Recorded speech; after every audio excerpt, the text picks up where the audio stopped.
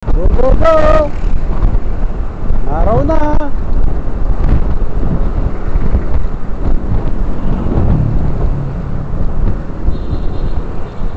Sa Leyte, Region 8, Tacloban, yan, kabuuan ng Leyte na yan.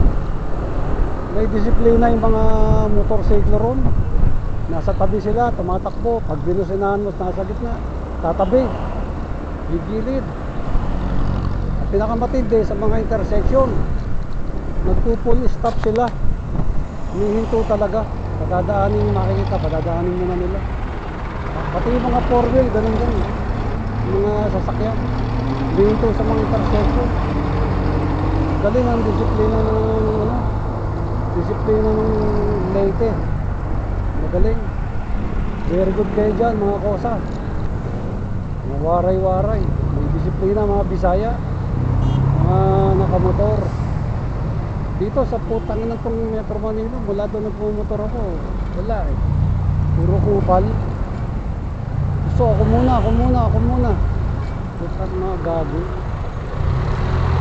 Ibig sabihin mga Bisaya, mga waray-waray, ito ba disiplinado sa manibela ng motor, sa manibela ng sasakyan?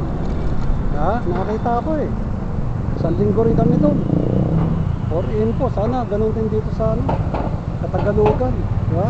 Dito sa ibang lugar. Sana all, sabi nga nung sa Facebook na yun. Diba? Kaya naka-NMAX na si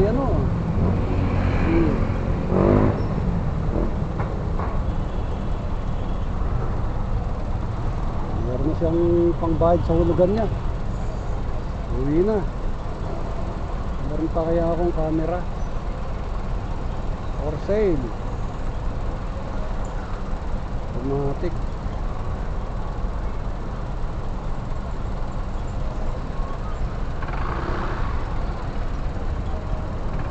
Hindi naman, mga ganyan sa Leyte, walang ganyan eh. Nakaano lang sila, talagang stay put lang kung saan.